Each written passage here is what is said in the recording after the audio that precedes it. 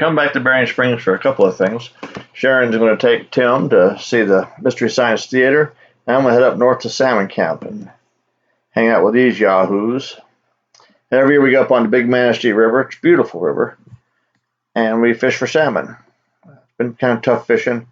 Ray gives a little bit of guidance there, but we did manage to catch a few salmon. Nice big one there.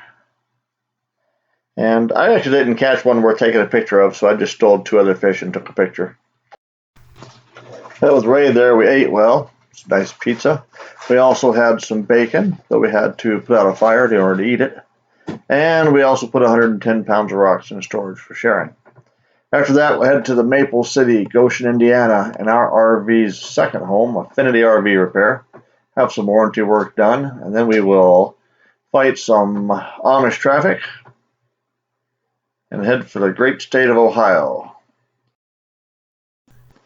Our first stop is going to be about 20 minutes outside of Findlay, Ohio, at a Boondocker site, which is a real good website. A lot of nice places, a lot of nice people. Anyhow, as you can see, Sharon seldom has coffee alone. Once we get rolling, we'll head into Findlay and visit with some of Sharon's old friends. Back at the Boondocker site, we'll test some of our mountain biking skills, or lack thereof. Although I will have to admit, I did practice a couple of times before I got this one right.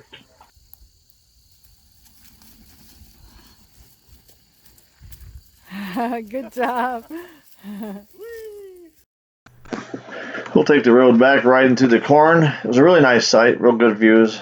We really enjoyed staying there, but we had to head over to Fraser's house and set up there, where we had a real nice, I can't remember, sunset or sunrise. Here's sunrise on Lake Fraser. I did some catfishing. He had some albino ones in there, but he wanted me to catch some of the bigger ones, such as this one, and kind of take them out and thin that catfish population down for him. Anyhow, caught a bunch of catfish, ate a bunch of catfish, and then we did some hiking at a place called Buzzard's Roost, just outside of Chillicothe. Got some nice cliffs, some really nice views. It's a really nice area. We really enjoyed hiking there.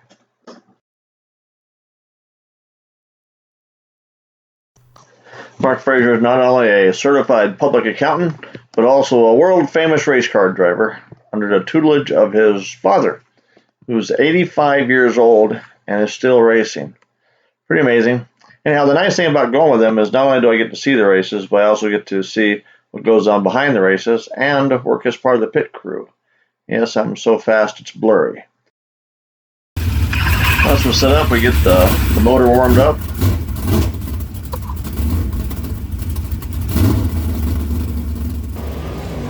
And then run some qualifying laps. Obviously, it's a dirt track, and it's pretty dusty. It's amazing how much they turn it up out there. To show you how much, this is what it looks like when the cars first start pulling out, and this is what it looks like after about one lap. We had a great place at Fraser's home. Had some great views. We got to see the deer. We really enjoyed our stay with them. We had a great time with them, just visiting and fishing. But they eventually got tired of us, told us to move on. So we packed up and headed out. And as I'm sure you're already aware, I love those roads with the rock sides. It was a great time. You crossed the Green Bridge into Kentucky. And then we really enjoyed Kentucky. Some beautiful scenery there.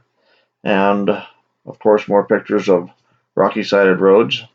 I took a bunch of them. I could just bore you to tears doing those, but I really enjoy them. We did get off the main road onto a little sidetrack road, which was pretty narrow. Kind of fun pulling a 44-foot toy hauler down, but we managed it. We made it as far as Pikeville, Kentucky, and set up in their city campground. Got the next day, still kind of rainy, and got back on the road. Some beautiful scenery, a little wet, but as we head south, it turns into blue skies, and we head into Virginia, I believe. Yep, Virginia, where we saw our first coal mine. And rather than these rocky-sided roads, we see that everything's covered with this vine stuff. I'm not sure, but I think it's an invasive species, but there's a ton of it. Anyhow, saw this, made me think of children in the corn. Stopped to get gas, and I heard a bunch of popping noises in the back. I go back there and look, and this is what I see. We had a shackle bust loose. Not a good thing, but we called Johnson Family RV. They got us in before they closed and set us up for the night. Next morning, they welded up and we were back on the road. Real nice view as we head down the hill and into North Carolina. So we're here to go mining for emeralds, and I'll catch up on that on the next video.